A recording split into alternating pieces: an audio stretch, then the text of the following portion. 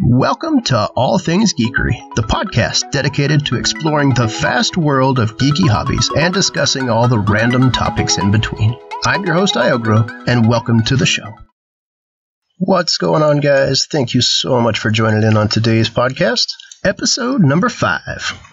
Today, we're going to be talking about the very first episode in our Sword and Sorcery series, Krull.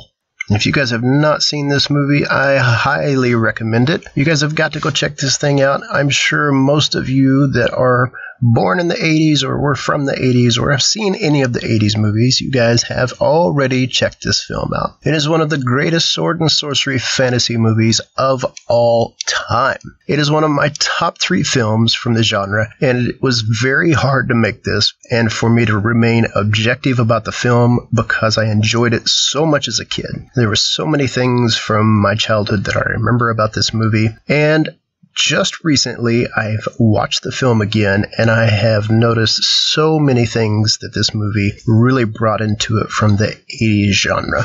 It borrows freely from Tolkien and Greek and Arthurian mythology, and of course, it's very heavily based around Star Wars as well. Now, it's not a knockoff film, if that's what you're thinking, but even with all the borrowing of themes for this 80s science fiction, fantasy, cult clash mix-up, it was hard for me not to have some genuine affection towards this movie.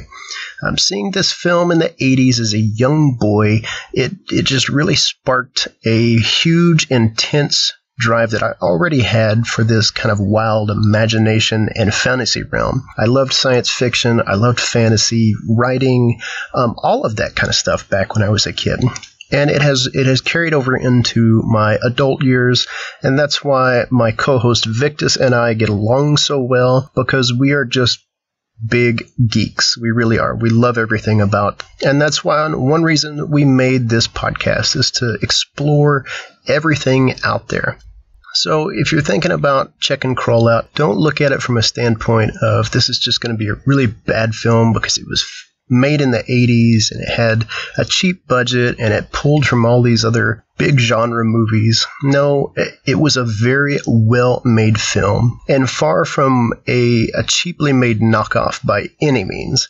So check it out, see what you guys think, and continue listening because we're going to review some of the major plot points. But if you haven't seen it, you might want to stop listening now because there's probably going to be some spoilers in there for you. What's notable about Krull is the genre mixing as it draws from the fantasy sci-fi films mentioned before with all the swords, castles, epic battles, and beasts and monsters. But it, for the time period, had some great laser and lighting effects. You think about the 80s films that we got to see in the science fiction and fantasy sword and sorcery area. There's a lot of really bad films out there. But from start to finish, this film brings us an epic adventure of good versus evil, and it was never a dull moment to watch. Krull opens with what seems to be a gigantic ship traveling through the dark, vast expanse of space. But what we really find out is this ship is called the Black Fortress. This ship is in fact a massive stronghold for the Beast and his army of slayers. Now the Beast is, of course, it is a monster that is looking to take over worlds, and the Slayers are these ghastly-looking creatures that make up his army. So this ship touches down on a planet named Krull, which opens the major portion of this story, and it really sets the plot for a battle of good versus evil like most of the great fantasy films of this day. We have a hero of the story. He was a prince named Colwyn, who is about to wed a fellow kingdom's daughter. Her name was Princess Lissa, and during this wedding, the Beast sends his slayers to attack the castle where the wedding ceremony was being held to take the princess and bring her back to the Beast in the Black Fortress. Soon after the battle of the wedding and the Beast taking the princess, there was a wise man named Ynir who had actually come down from the mountains, and he had traveled to find Prince Colwyn, and together, these two, they head off to rescue the princess from the clutches of this evil beast. So again, we're setting the story for a very epic proportion, and it's just going to blow up from here. So along the way, Colwyn and Ynir, they amass a kind of a ragtag band of allies to help with their quest. This band of allies is a group made up of wizards, thieves, a cyclops. So this wizard that they find, his name is Ergo the Magnificent. And this guy can't even get a spell right. He can't get one to save his life. In fact, the spell that he does try very first off in the movie, he's so bad at being a wizard, he turns himself into a creature, a goose. So there is some comedy, there's some relief in this movie. It's not all seriousness, and it's not all 80s gore. A lot of those 80s science fiction, fantasy, sword and sorcery movies had a lot of gore based in them. This one doesn't.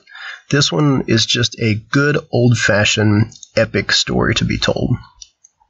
So along with this Ergo the Magnificent wizard, who can't get his spells right, you also had Bernard Bresslaw, who played a Cyclops. Now, the Cyclops in the film, he is kind of a protagonist, to say. He doesn't say a lot in the film, but he's also one of the major characters and plays a very big role throughout the story. If you guys have not seen the movie, just watch, you'll see what happens. And then, of course, there's this band of outlaws and thieves that they stumble upon. And amongst that group is Liam Neeson in a very brief stint in this movie. He had done a couple of films before this one, but never anything major. These first 3 films that he did were kind of a starting spot for him. He didn't make stardom until much later in his career. So ultimately, Krull is a film that it really shines and comes to life in an individual scene and kind of throughout the movie rather than as a whole, if you look at it. Really, this film was full of captivating designs and special effects.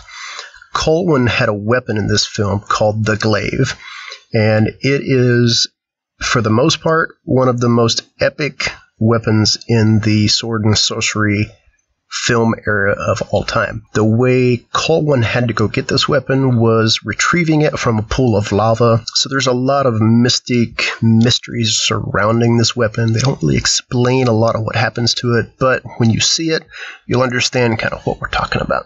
So the Slayers, we talked about them just a little bit ago. They are one of the best parts of this film.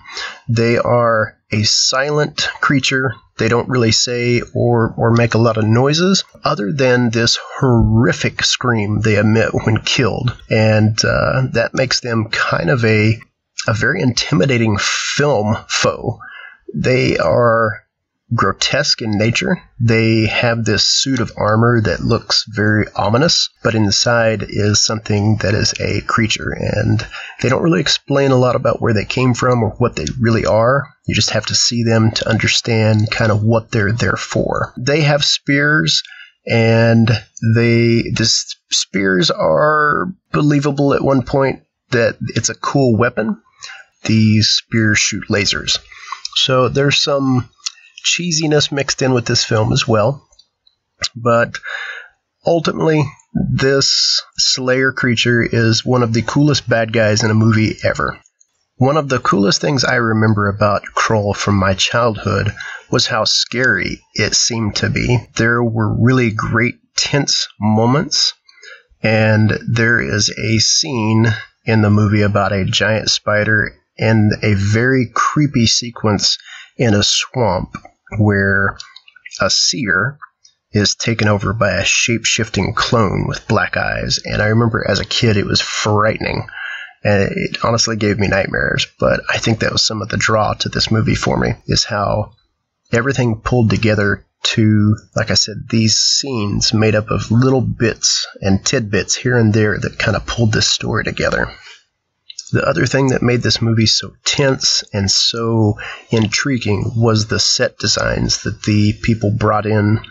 The entire movie was littered with amazing set designs. The Black Fortress was full of them. It had everything from moving floors, and it had that mainstay of action fantasy, and it had those walls that sprout spikes to kill people.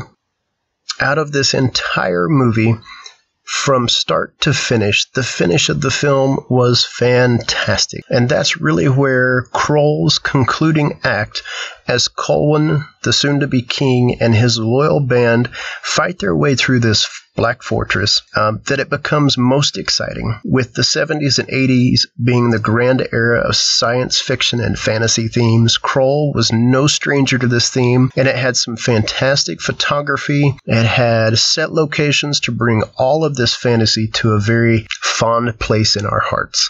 So if you guys have not seen this movie, go check it out. See what you think. I'd love to know what your comments are, what your favorite part of the film was, and who your favorite actor in the film is. Thanks for stopping by and listening today, guys. We really appreciate your support. Drop us a like, give us a comment, and let us know how we're doing. Stop by and check us out on our website at www.allthingsgeekery.com. You can also find us on our YouTube and Twitter. Just look up All Things Geekery. We'd love to hear from you, and we'll see you in the next episode.